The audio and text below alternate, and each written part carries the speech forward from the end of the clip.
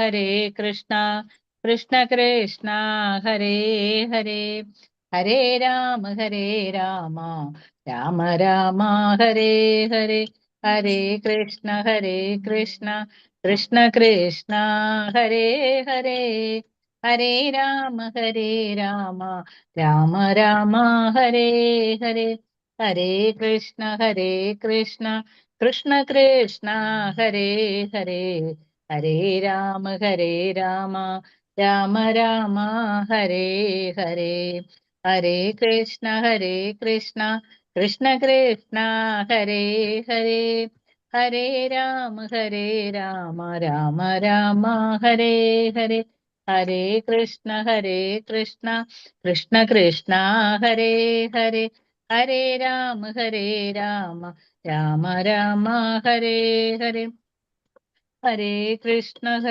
കൃഷ്ണ കൃഷ്ണ കൃഷ്ണ ഹരേ ഹരേ ഹരേ രാമ രാമ രാമ ഹരേ ഹരേ ഹരേ കൃഷ്ണ കൃഷ്ണ കൃഷ്ണ കൃഷ്ണ ഹരേ ഹരേ ഓം ഹരേ നമോ രാമ ഭഗവതേ വാസുദേവായ.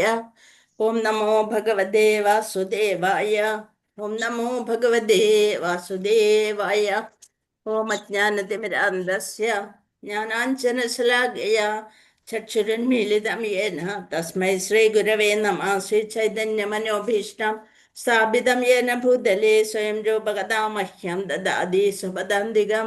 വന്ദേഹം ശ്രീഗുരോൻ ശ്രീയുതപദകമലം ശ്രീഗുരോൻ വൈഷ്ണവാംശ ശ്രീരൂപം സാഗ്രജാതം സഹഗണ രഘുനാഥാന്യതം തം സജീവം സാദ്വൈതം സാവധൂതം പരിജനസഹിതം കൃഷ്ണചൈതന്യദേവം ശ്രീരാധാകൃഷ്ണപാദാൻ സഹഗണ ലളിത ശ്രീവിശാഖാന്യതാംശ. ഹേ കൃഷ്ണ കരുണാ സിന്ധോ ദീനബന്ധോ ജഗൽപദേ ഗോപേശ ഗോപികാ കാന്ത രാധാകാന്ത നമോസ്തുതേ. തപ്ത കാഞ്ചന ഗൗരാംഗി രാധേ വൃന്ദാവനേശ്വരി വൃഷഭാനുസുതേ ദേവി പ്രണമാമി ഹരിപ്രിയേ. വാഞ്ചകൽപതരുഭ്യശ്ച കൃപാ സിന്ധുഭ്യേവ പതിതാനാം പാവനേഭ്യോ വൈഷ്ണവേഭ്യോ നമോ നമഃ. നമോ ഓം വിഷ്ണുപാദായ കൃഷ്ണപൃഷ്ഠായ ഭൂതലേ ശ്രീമതേ ജയപതാക സ്വാമിന്യതേ നാമിനെ നമാചാര്യപാദായ നിതായ കൃപാപ്രദായിനെ ഗൗരഗദാമതായ നഗരഗ്രാമതാരിണേ. നമോ ഓം വിഷ്ണുപാദായ കൃഷ്ണപൃഷ്ഠായ ഭൂതലേ ശ്രീമതേ ഭക്തിവേദാന്ത സ്വാമിനിധി നാമിനെ നമസ്തേ സരസ്വതേ ദേവേ ഗൗരവാണി പ്രചാരിണേ നിർവിശേഷ ശൂന്യവാദി പാശ്ചാത്യദേശതാരിണേ. ജയ ശ്രീകൃഷ്ണ ചൈതന്യ പ്രഭു നിത്യാനന്ദ ശ്രീ അദ്വൈത ഗദാധര ശ്രീവാസാദി ഗൗരഭക്തവൃന്ദ. ഹരേ കൃഷ്ണ കൃഷ്ണ കൃഷ്ണ ഹരേ ഹരേ ഹരേ രാമ രാമ രാമ ഹരേ ഹരേ. ഹരേ കൃഷ്ണ കൃഷ്ണ കൃഷ്ണ ഹരേ ഹരേ ഹരേ രാമ രാമ രാമ ഹരേ ഹരേ. ഹരേ കൃഷ്ണ കൃഷ്ണ കൃഷ്ണ ഹരേ ഹരേ ഹരേ രാമ രാമ രാമ ഹരേ ഹരേ. ഹരേ കൃഷ്ണ. ജയ ജയ ഭാഗവത ദേവാ ജയ ജയ ഭാഗവത. ജയ ജയ രാധാ കൃഷ്ണ സ്വരൂപ ജയ ജയ ഭാഗവത ദേവാ ജയ ജയ ഭാഗവത. നിഗമകൽപതരോർഗളിതം ഫലം സുഖമുഖാദമൃതദ്രവ സംയുതം പിബത ഭാഗവതം രസമാലയം മുഹുരഹോ രസികാ ഭുവി ഭാവുക. നാരായണം നമസ്കൃത്യം നരം ചൈവ നരോത്തമം ദേവീം സരസ്വതീം വ്യാസം തദ്ദോ ജയമുദീരയേത് നഷ്ടപ്രായേഷു ഭദ്രേഷു. നിത്യം ഭാഗവത സേവയാ ഭഗവതി ഉത്തമ ശ്ലോകേ ഭക്തിർഭവതി നഷ്ടകേ മുഖം കരോതി വാചാലം പങ്കുലംഘേദേ ഗിരിം യത്കൃപാതമഹം വന്ദേ പരമാനന്ദമാധവം ശ്രീഗുരും ദീനതാരിണം മദേകബിന്ദോ മത്സംഗ്യം മദ്ഗുരോ മന്മഹാദനമന്നിഷ്ഠാരകമദ്ഭാഗ്യമദാനന്ദ നമോസ്തുതേ. ग्रंथराज श्रीमद भागवतम की जय, श्री प्रभुपाद की जय, श्री गुरुदेव की जय. निताय गौर प्रमानंदे हरि हरि बोल. कृष्णाय वासुदेवाय हरे परमात्मने प्रणुद क्लेशनाशाय गोविंदाय नमो नमः. पंचतत्वात्मकं कृष्णं भक्तरूपस्वरूपकं ഭക്താവതാരം ഭക്ത്യാഖ്യം നമാമി ഭക്തശാക്തികം. അന്താരാഷ്ട്ര കൃഷ്ണാബോധ സമിതി മാംഗ്ലൂരു ശ്രീ ശ്രീ രാധാ ഗോവിന്ദ മന്ദിർ. ഇന്നത്തെ ഭാഗവതം ക്ലാസ്സിലേക്ക് എല്ലാവർക്കും സ്വാഗതം. ഹരേ കൃഷ്ണ. ഹരേ ഹരേ കൃഷ്ണ. മാതാജി പ്രണാമം. മാതാജി പ്രണാമം. പ്രണാമം മാതാജി. ഹരേ കൃഷ്ണ മാതാജി പ്രണാമം. പ്രണാമം. ഹരേ കൃഷ്ണ. ഹരേ കൃഷ്ണ. നമ്മള് രണ്ടാമത്തെ സ്കന്ധം 1-ാമത്തെ അധ്യായം ശ്ലോകം 16-ന്റെ ഭാവാർത്ഥം. 16 കൂടെ ഒന്ന് ജസ്റ്റ് വായിച്ചോ. ഗൃഹാത് പ്രവ്രജിതോ ധീര പുണ്യതീർത്ഥജലപ്ലുത ശുച വിവിക്ത ആസീനോ വിധിവത് കപ്ലിദാസനെ. വിവർത്തനം: ഒരുവൻ തീർച്ചയായും ഗൃഹം ഉപേക്ഷിച്ച് ആത്മനിയന്ത്രണം പരിശീലിക്കണം. ഒരു പുണ്യസ്ഥലത്ത് നിത്യേന സ്നാനം ചെയ്യുകയും യഥാർഹമായ പവിത്രതയുള്ള ഒരു ഏകാന്ത സ്ഥലത്ത് ഉപവിഷ്ടനാവുകയും ചെയ്യണം. അതായത് നമ്മിലേക്ക് തന്നെ ഒന്ന് തിരിഞ്ഞു നോക്കാനായിട്ട് ധ്യാനം പരിശീലിക്കണം. ഭാവാർത്ഥം: ശ്രേഷ്ഠമായൊരു അടുത്ത ജീവിതത്തിലേക്ക് തയ്യാറെടുക്കുന്നതിന് ഒരുവരെ തീർച്ചയായും അവൻ്റേതെന്ന് അവകാശപ്പെടുന്ന ഗൃഹം ഉപേക്ഷിച്ച് യാത്രയാകേണ്ടിയിരിക്കുന്നു. എന്നാൽ അതിനെപ്പറ്റിയൊക്കെ നമ്മൾ ചർച്ച ചെയ്തതാണ്. 50 വയസ്സ് കഴിഞ്ഞാൽ എന്ത് ചെയ്യണം? 50 വയസ്സ് കഴിഞ്ഞ ഒരുവൻ കഴിയുന്നത്ര വേഗം കുടുംബ ബാധ്യതകളിൽ നിന്ന് വിരമിക്കണമെന്ന് വർണ്ണാശ്രമധർമ്മം അഥവാ സനാതനധർമ്മം നിർദ്ദേശിക്കുന്നു. സനാതനധർമ്മത്തിൽ അങ്ങനെ പറയുന്നു. അതായത് 50 വയസ്സ് കഴിഞ്ഞാൽ കെട്ടുപാടുകളൊക്കെ ഉപേക്ഷിച്ച് മക്കളെ കുടുംബ ബാധ്യതകളൊക്കെ ഏൽപ്പിച്ച് നമ്മൾ സ്വസ്ഥമാകാൻ ശ്രമിക്കണം. കുടുംബത്തിന്റെ സന്തോഷത്തെയും ഉന്നത നിലവാരമുള്ള സുഖ സൗകര്യങ്ങളെയും ആസ്പദമാക്കിയുള്ളതാണ് ആധുനിക പരിഷ്കാരം. ആകയാൽ ഔദ്യോഗിക ജീവിതത്തിൽ നിന്ന് വിരമിച്ച ശേഷം സ്ത്രീകളാലും കുട്ടികളാലും അലങ്കരിക്കപ്പെട്ട എല്ലാ സജ്ജീകരണങ്ങളുമുള്ള ഗൃഹത്തിൽ നിന്നും പുറത്തു പോകാതെ വളരെ സുഖകരമായൊരു ജീവിതമാണ് എല്ലാവരും ആഗ്രഹിക്കുന്നത്. ഉന്നത സർക്കാർ ഉദ്യോഗസ്ഥരും മന്ത്രിമാരും കനത്ത പ്രതിഫലം ലഭിക്കുന്നതും ബഹുമാന ചിഹ്നമായ അവരുടെ പദവികളെ മരണം വരെ പറ്റിപ്പിടിച്ചു നിൽക്കുന്നു. മാത്രവുമല്ല, ഗൃഹസൗഖ്യങ്ങൾ ഉപേക്ഷിക്കാൻ അവർ സ്വപ്നത്തിൽ പോലും ആഗ്രഹിക്കുന്നില്ല. അത്തരം വ്യാമോഹങ്ങളാൽ വലയം ചെയ്യപ്പെട്ട ഭൗതികവാദികൾ കൂടുതൽ സുഖജീവിതത്തിന് വിവിധ പദ്ധതികൾ ആസൂത്രണം ചെയ്യുന്നു. എന്നാൽ ഒട്ടും ദയയില്ലാതെ പെട്ടെന്ന് ഒരു നാൾ പൈശാചികമായ മരണം കടന്നു വരികയും അവന്റെ ആഗ്രഹങ്ങൾക്ക് വിപരീതമായി ആ മഹാ ആസൂത്രകനെ കൂട്ടിക്കൊണ്ടുപോവുകയും ചെയ്യുന്നു. ഇതെല്ലാം നമ്മൾ ഇന്നലെ ചർച്ച ചെയ്തതാണ്. അപ്രകാരം 36-ാമത്തെ പേജ് അടിസ്ഥാന തത്വം വരെ എടുത്ത് മാതാജി എടുത്തല്ലേ? ഹരേ കൃഷ്ണ. 10, 12, 13-ാമത്തെ ലൈന്. ഹരേ കൃഷ്ണ. 12-ാമത്തെ. ജീവിതത്തിന്റെ ഓരോ ഘട്ടത്തിലും അത്തരം വ്യാമോഹങ്ങൾക്ക് അടിമപ്പെടാൻ അവിടെ ആയിട്ടില്ലെന്നോ? അടിസ്ഥാന തത്വം വരെ. പിന്നെ മനുഷ്യ ജീവിതം വെറും പാഴാക്കി കളയുന്നതിന് യാതൊരുവിധ അവസരവും നൽകാതെ ശ്രേഷ്ഠമായ അടുത്ത ജീവിതം, അതാണ് ഇനി എടുക്കേണ്ടത്. ഹരേ കൃഷ്ണ. അടുത്ത ജീവിതത്തിന് തയ്യാറാക്കുന്നതിന് വേണ്ടി താമസ സൗകര്യം നൽകുകയാണ് ലോകത്തിലെ മുഴുവൻ പുണ്യ സ്ഥലങ്ങളുടെയും അടിസ്ഥാന തത്വം. മനുഷ്യ ജീവിതം വെറുതെ പാഴാക്കി കളയുന്നതിന് യാതൊരുവിധ അവസരവും നൽകാതെ ശ്രേഷ്ഠമായ അടുത്ത ജീവിതം ലഭിക്കുന്നതിനുള്ള പരിശീലനം നൽകുന്ന സുസ്ഥാപിതമായ വ്യവസ്ഥാപിത ചട്ടവട്ടമാണ് സനാതനധർമ്മം. അതാണ് പറയുന്നത്. അതുകൊണ്ടാണ് 50 വയസ്സ് കഴിഞ്ഞു. മുന്നൊക്കെ എന്ന് വെച്ചാൽ 50 വയസ്സ് 40 വയസ്സ് കഴിയുമ്പോഴത്തേന് അവരൊക്കെ വൃദ്ധന്മാരായി തീർന്നിട്ടുണ്ടാവും. അവര് അത്രയും ജീവിത ചുറ്റുപാടുകളും ഉണ്ട്. ഇപ്പൊ അതൊന്നല്ല. ഇപ്പൊ ചെറുപ്പക്കാര് തന്നെയാണ് 50 വയസ്സൊക്കെ ആകുമ്പോഴും.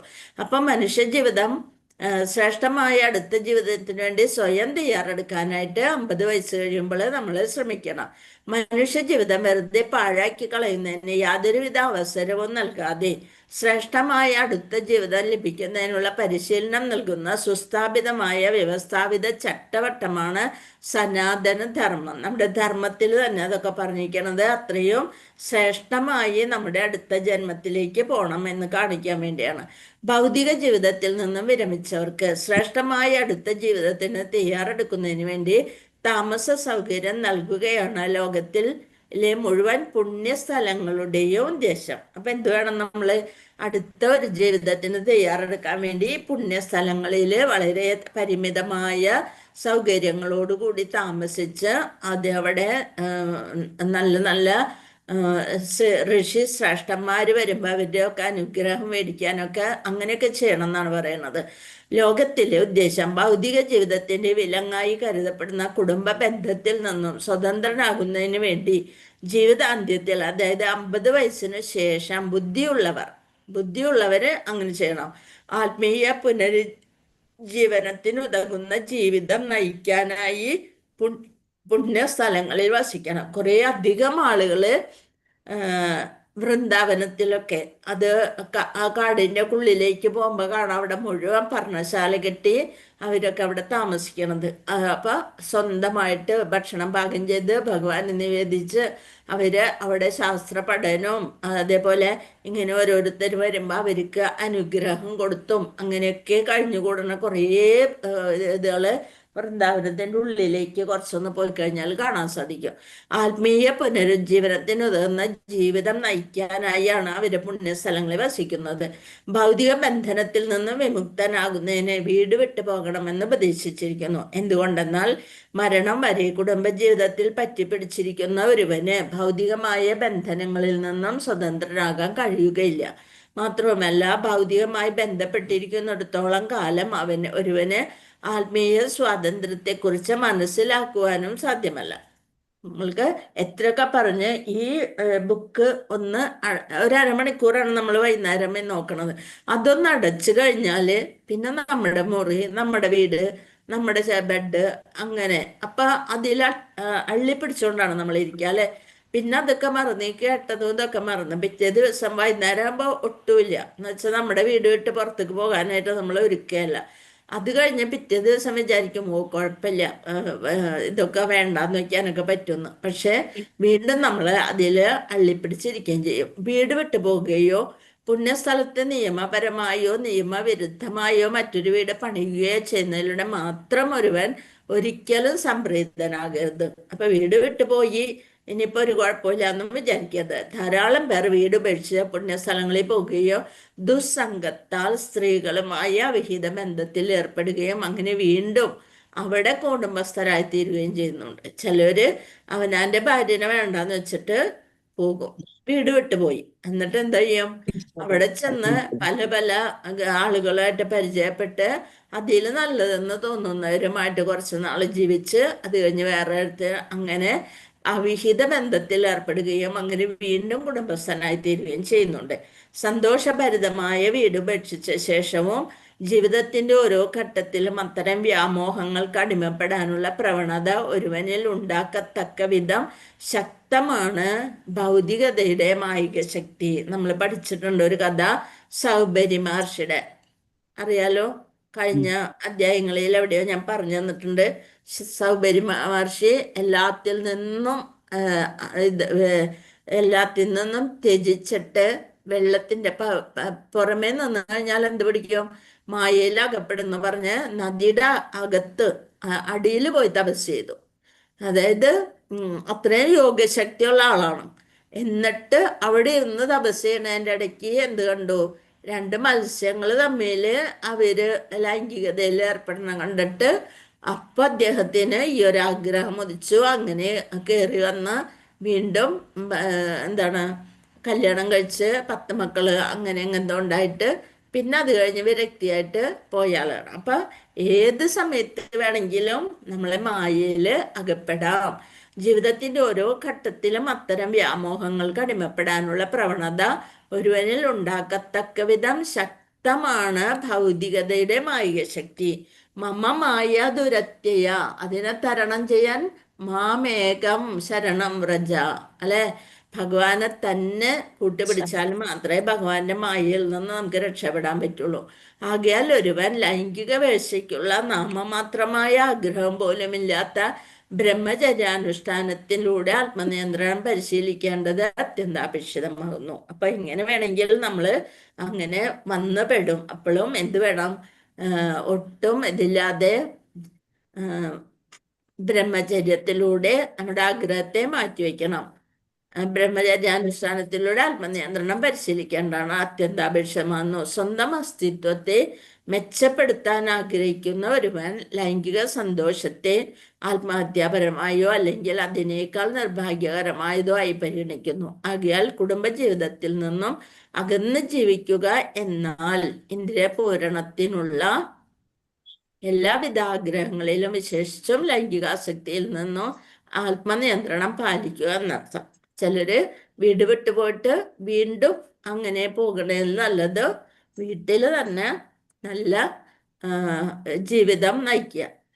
എന്നാൽ ഇന്ദ്രിയപൂരണത്തിനുള്ള എല്ലാവിധ ആഗ്രഹങ്ങളും വിശേഷിച്ച് ലൈംഗിക ആസക്തിയിൽ ആത്മനിയന്ത്രണം പാലിക്കണം. യഥാർഹമായി പരിശുദ്ധതയുള്ള സ്ഥലത്ത് ഈ യോഗികളൊക്കെ എന്താ ചെയ്യുക? കയറ്റുപായ, മാൻതോല്, പുല്ല് എന്നിവയാൽ നിർമ്മിച്ച ഒരു ഇരിപ്പിടത്തിൽ ഉപേഷ്ടനായിക്കൊണ്ട് അപരാധ നിർമുക്തമായി മുകളിൽ നിർദ്ദേശിച്ചിരിക്കുന്ന വിധം ഭഗവാന്റെ ദിവ്യനാമം ജപിക്കുന്നതാണ്. അങ്ങനെയാണ് യോഗികള് ചെയ്യേണ്ടത്. വ്യവസ്ഥാപിതമായ രീതി മനസ്സിനെ ഭൗതികമായ വ്യാപാരങ്ങളിൽ നിന്നും മാറ്റി ഭഗവത് പാദകമലങ്ങളിൽ ഏകാഗ്രമാക്കുകയാണ് ഈ മുഴുവൻ പ്രക്രിയകളുടെ ലക്ഷ്യം. ഈ ലളിതമായ പ്രക്രിയ ഒരുവനെ ആത്മീയ വിജയത്തിന്റെ ഉത്തുംഗ പദവിയിലേക്ക് ഉന്നമിപ്പിക്കാൻ സഹായിക്കും. ശ്ലോകം 17. ഓം നമോ ഭഗവതേ വാസുദേവായ. അഭ്യസേൻ മനസാ ശുദ്ധം ത്രിവിദ് ബ്രഹ്മാക്ഷരം പരം മനോ യശ്ചിദശ്വാസോ ബ്രഹ്മബീജമവിസ്മരൻ. അഭ്യസേത് ഒരുവൻ പരിശീലിക്കണം. മനസാ മനസ്സാൽ ശുദ്ധം പരിശുദ്ധം ത്രിവൃത് മൂന്നെണ്ണത്താൽ കൂട്ടിച്ചേർത്തത് ബ്രഹ്മാക്ഷരം ദിവ്യമായ അക്ഷരങ്ങൾ ദിവ്യമായ അക്ഷരങ്ങൾ പരം പരവുമായ മനഃ മനസ്സ് മനസ്സ് യച്ഛേദ് നിയന്ത്രണത്തിലാക്കുക. നിയന്ത്രണത്തിലാക്കുക. ജിദ്ശ്വാസ ശ്വസനം നിയന്ത്രിച്ചുകൊണ്ട് ബ്രഹ്മ നിരപേക്ഷമായ ബീജം ബീജം അവിസ്മരൻ സ്മരിക്കാതെ സ്മരിക്കാതെ. വിവർത്തനം ഭാവാർത്ഥം ശിലപ്രഭുവാദ് ജയ ശിലപ്രഭുവാദ്. മുകളിൽ പ്രസ്താവിച്ച വിധം ആസനസ്ഥനായ ശേഷം, അതായത് പുൽത്തോല് അല്ലെങ്കിൽ പുല്ല് അല്ലെങ്കിൽ മാൻതോല് അതിലൊക്കെ ഇരുന്നതിന് ശേഷം ശ്വസന പ്രക്രിയയെ നിയന്ത്രിച്ചുകൊണ്ട് ശ്വാസത്തെ കൺട്രോൾ ചെയ്തുകൊണ്ട് ഓം എന്ന അതീന്ദ്രിയ പദത്തെ മനസ്സിൽ ആവർത്തിച്ച് ഉച്ചരിച്ചുകൊണ്ട് ആ അതീന്ദ്രിയ ദിവ്യ ബീജത്തെ ഓം എന്ന് പറയണ ഓംകാരം ശബ്ദം ഭഗവാൻ തന്നെയാണെന്നാണ് പറയല്ലേ. ഓം ശബ്ദം ഓം എന്ന അതീന്ദ്രിയ പദത്തെ മനസ്സിൽ ആവർത്തിച്ച് ഉച്ചരിച്ചുകൊണ്ട് ആ അതീന്ദ്രിയ ദിവ്യ ബീജത്തെ വിസ്മരിക്കാത്ത വിധം മനസ്സിനെ നിയന്ത്രിക്കണം. ഭാവാർത്ഥം ഓംകാരം അഥവാ പ്രണവം അതീന്ദ്രിയ സാക്ഷാത്കാരത്തിന്റെ ബീജമാകുന്നു. 3 ഇതുകൾ ചേർന്നതാണ് അത് ഓംകാരം. ആ ഓ മ എന്ന 3 ദിവ്യാക്ഷരങ്ങളാൽ ഘടിതമാണ് ഓം. ആ ഓം അങ്ങനെയാണ് വരിക. ഓംകാരം ഈ 3 ദിവ്യാക്ഷരങ്ങളാൽ ഘടിതമാണ്. മഹായോഗികളുടെ അനുഭവജ്ഞാനത്താൽ നിരൂപിക്കപ്പെട്ടതും അതീന്ദ്രിയവും സമാധിയിലേക്ക് പ്രവേശിക്കാനുള്ള യാന്ത്രിക മാർഗവുമായ ശ്വസന പ്രക്രിയയുമായി സംയോജിപ്പിച്ച് മനസ്സാലുള്ള ഓങ്കാര ജപത്താൽ ഭൗതികതയിൽ നിമഗ്നമായ മനസ്സിനെ തിരികെ കൊണ്ടുവരാനും നിയന്ത്രണ വിധേയമാക്കുവാനും ഒരുവന് കഴിയും.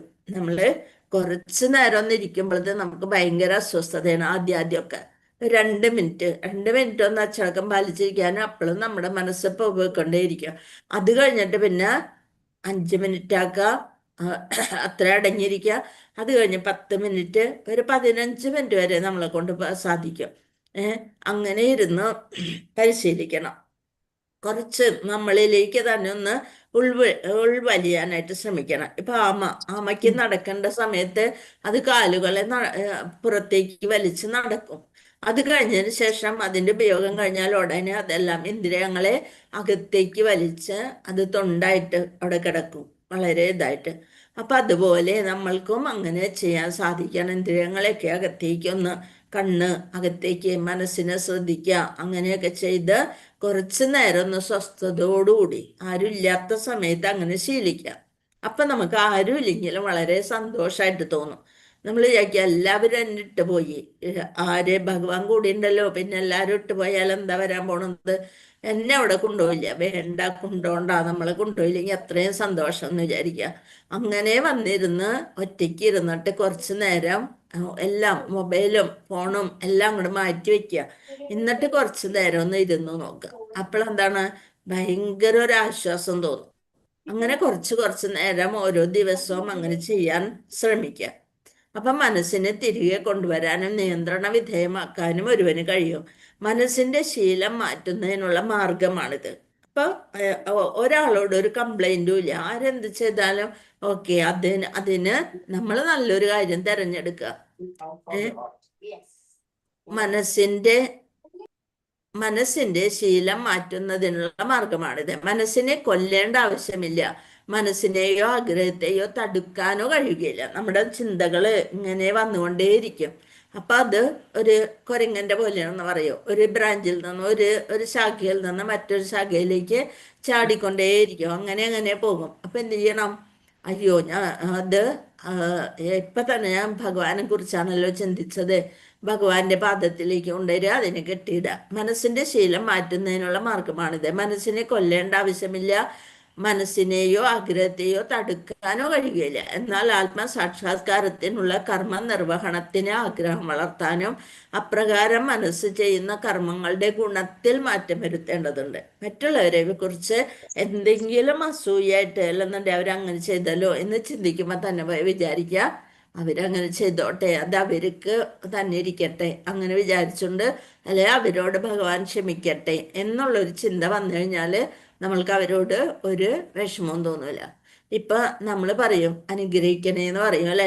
നമ്മൾ ഒരാളെ കുമ്പിടുമ്പോൾ അയാളെ അല്ല കുമ്പിടുന്നത്. ആരെയാണ് നമ്മൾ കുമ്പിടുന്നത്? അദ്ദേഹത്തിന്റെ മനസ്സിലിരിക്കുന്ന പരമാത്മാവിനെയാണ് നമ്മൾ കുമ്പിടുന്നത് അല്ലെ. അപ്പൊ നമ്മൾ വിചാരിക്കും അയ്യോ എന്തിനാ ചെറിയവരെയൊക്കെ കുമ്പിടേണ്ട ആവശ്യം എന്തെന്ന് വിചാരിക്കും. പക്ഷെ അതല്ല, നമ്മൾ ആ പരമാത്മാവിനെയാണ് കുമ്പിടുന്നത് അല്ലെ. അപ്പൊ അതുകൊണ്ട് കർമ്മങ്ങളുടെ ഗുണത്തിൽ മാറ്റം വരുത്തണം. കർമ്മക്ഷമമായ ഇന്ദ്രിയങ്ങളുടെ കേന്ദ്രം മനസ്സാണ്. അതിനാൽ ചിന്തയുടെയും വികാരങ്ങളുടെയും ആഗ്രഹങ്ങളുടെയും ഗുണം മെച്ചപ്പെടുന്ന പക്ഷം ഇന്ദ്രിയങ്ങളുടെ പ്രവർത്തനങ്ങളുടെ മേന്മയും കർമ്മങ്ങളുടെ ഗുണവും സ്വാഭാവികമായി മെച്ചപ്പെടും. നമ്മൾ നല്ലത് മാത്രം ചിന്തിക്കുക മറ്റുള്ളവരെ കുറിച്ച്. അപ്പൊ നമ്മുടെ മനസ്സ് എന്തായി മാറും? നല്ലതായി മാറും. മറ്റുള്ളവര് നന്നാവണമെങ്കിൽ അവര് കഴിഞ്ഞ ജന്മത്തിൽ അങ്ങനെ മാത്രം ചിന്തിച്ചാൽ മതി. കഴിഞ്ഞ ജന്മത്തില് എന്തോ ഭഗവാന് ഇഷ്ടപ്പെട്ട കാര്യങ്ങൾ അവര് ചെയ്തിട്ടുണ്ട്, അതിന്റെ ഫലം ഭഗവാൻ കൊടുക്കണം എന്നുള്ള ഒരു ചിന്ത വന്നാല് നമുക്ക് അവരോട് അസൂയ തോന്നൂല. ഭഗവാനല്ലേ അത് കൊടുക്കണത്, നമ്മളെ അല്ലല്ലോ, നമ്മുടെ അല്ലല്ലോ ഇത് കൊടുക്കണേ. ഇനി നമ്മുടേന്നാണ് കൊണ്ടായെങ്കിലും അത് അയാൾക്ക് അർഹതപ്പെട്ടതായിരിക്കാം. നമ്മൾക്കുള്ളതാണെന്നുണ്ടെങ്കിൽ നമ്മൾക്ക് തന്നെ തിരിച്ചു വരും. അങ്ങനെയും ചിന്തിക്കാം. അതൊക്കെ കുറെ അങ്ങനെ ചിന്തിച്ച് വരുമ്പോ അങ്ങനെ സാധാരണ ഓട്ടോമാറ്റിക്കായിട്ട് വരും. എല്ലാ അതീന്ദ്രിയ ശബ്ദങ്ങളുടെയും ബീജമാണ് ഓങ്കാരം. മാത്രവുമല്ല മനസ്സിനും ഇന്ദ്രിയങ്ങൾക്ക് സ്പൃഹണീയമായ മാറ്റം വരുത്താൻ കഴിയുന്ന ഏക ശബ്ദവും ഇത് തന്നെയാണ്. ഇപ്പൊ യോഗയൊക്കെ പരിശീലിക്കണവരറിയാം. അവര് ഓം എന്ന് പറഞ്ഞ അങ്ങനെ അതിലൊന്ന് ലയിച്ചിരുന്നിട്ട് പറയൂ അല്ലെ. അപ്പൊ നമുക്ക് ഉള്ളിൽ നിന്ന് തന്നെ അതിൻ്റെ ഒരു പോസിറ്റീവ് എനർജി വരും. അപ്പൊ മനസ്സിനും ഇന്ദ്രിയങ്ങൾക്കും സ്പൃഹണീയമായ മാറ്റം വരുത്താൻ കഴിയുന്ന ഏക ശബ്ദവും ഇത് തന്നെയാണ്. ചിത്തഭ്രമം ബാധിച്ച ഒരുവനെ പോലും ഈ അതീന്ദ്രിയ ശബ്ദ ചികിത്സയിലൂടെ ഭേദമാക്കാൻ സാധ്യമാണ്. ഭഗവത്ഗീതയിൽ പ്രണവത്തെ, ഓങ്കാരത്തെ പരമസത്യത്തിന്റെ നേരിട്ടുള്ള അക്ഷരാർത്ഥ പ്രാതിനിധ്യമായി അംഗീകരിച്ചിരിക്കുന്നു. ഭഗവത്ഗീതയിലും പറഞ്ഞിട്ടുണ്ട് ഓങ്കാരം, ഓം എന്ന ശബ്ദം ഞാൻ തന്നെയാണെന്ന് ഭഗവാൻ പറഞ്ഞിരിക്കുന്നു. മുകളിൽ നിർദ്ദേശിച്ചിരിക്കുന്ന പോലെ ഭഗവാന്റെ ദിവ്യനാമ ഋജുവായി ജപിക്കാൻ കഴിയാത്ത ഒരുവന് പ്രണവ മന്ത്രമായ ഓങ്കാരം അനായാസേന ജപിക്കാവുന്നതേയുള്ളൂ. ഭഗവാന്റെ ദിവ്യനാമ ഋജുവായി തെറ്റാതെ അങ്ങനെ ജപിക്കുന്നവർക്ക് പ്രണവ മന്ത്രമായ ഓങ്കാരം അനായാസേന ജപിക്കാവുന്നേയുള്ളൂ. അല്ലയോ പരമദിവ്യോത്തമ പുരുഷനായ ഭഗവാനെ എന്നർത്ഥമാക്കുന്ന ഓം ഹരി ഓം എന്നതുപോലെ ഈ ഓങ്കാരം ഈ ഒരു അഭിസംബോധന പദം മാത്രമാണ്. എന്താണ്? ഭഗവാനെ വിളിക്കുകയാണ്. ഹരേ ഓം ഹരി ഓം ഭഗവാനെ എന്ന് നമ്മള് വിളിക്കുകയാണ് ചെയ്യണത്. അപ്പൊ എത്രയായാലും നമ്മൾ പിന്നാലെ ഒരാളെ വിളിച്ചുകൊണ്ട് നടന്നാല് കുറെ കഴിയുമ്പോൾ ആദ്യം ഒന്നും തിരിഞ്ഞു നോക്കിയില്ലെങ്കിലും പിന്നെയും നമ്മൾ പിന്നാലെ വിളിച്ചു നടന്നാല് എന്ത് മാറണം എന്ന് വിചാരിച്ചെങ്കിലും തിരിഞ്ഞു നോക്കും. അപ്പൊ നമ്മൾക്ക് നമ്മളുടെ ഇത് കാണുമ്പോൾ അവര് നമ്മളിലൊരു സ്നേഹം, എത്ര പിണങ്ങി പോയാലും നമ്മൾ വിളിച്ചുകൊണ്ടേയിരിക്കാം, തിരിച്ചു വാ എന്ന് പറഞ്ഞുകൊണ്ട്. അതുപോലെ ഭഗവാന് നമ്മളോട് പിണക്കത്തിലാണെങ്കിൽ ഓം പറഞ്ഞുകൊണ്ട് ഭഗവാനെ ഓം നമോ ഭഗവതേ വാസുദേവായ എന്ന് നമ്മളെപ്പോഴും പറയുമ്പോൾ ആ ഓം എന്ന് പറയുന്നത് അവരെ സംബോധന ചെയ്യണം.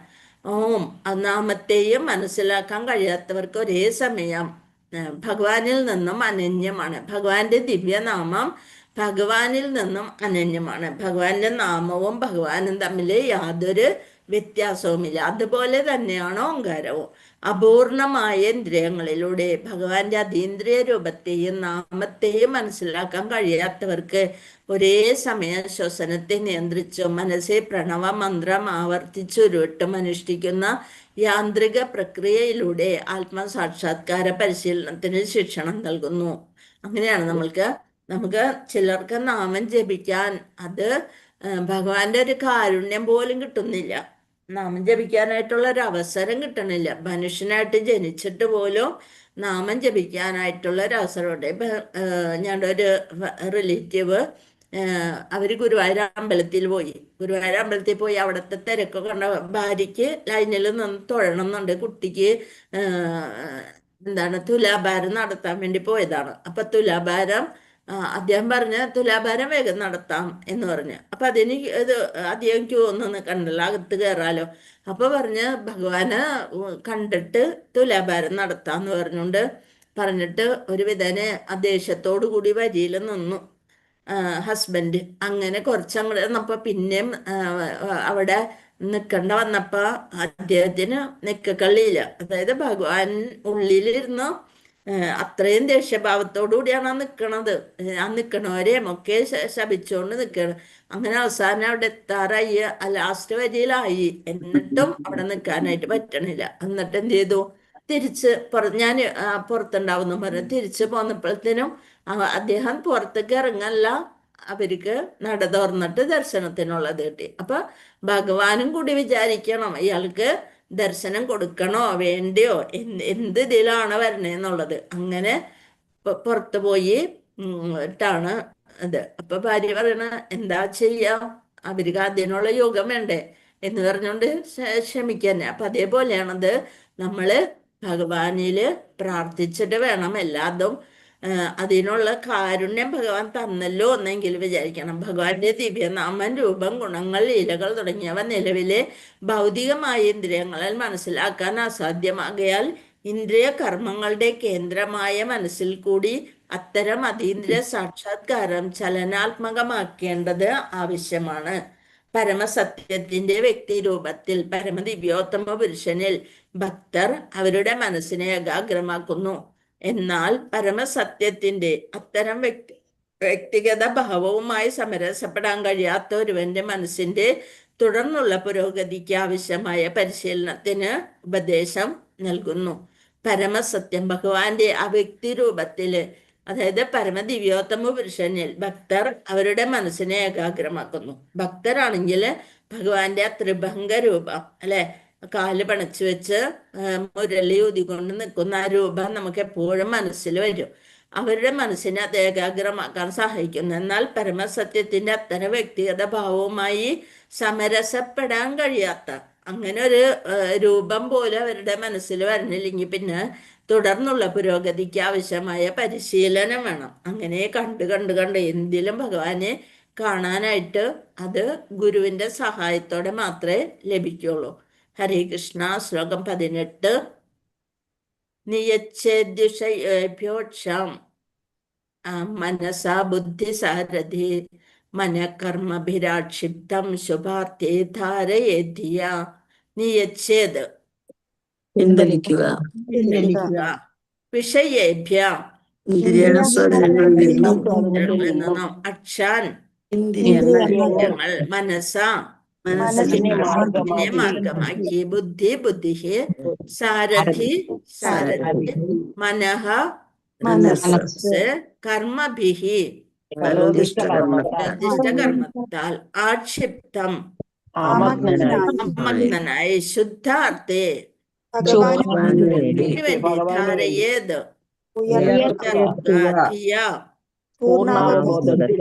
വിവർത്തനം ഭാവാർത്ഥം. ശ്രീലപ്രഭുവ. ജയ ശ്രീലപ്രഭുവ.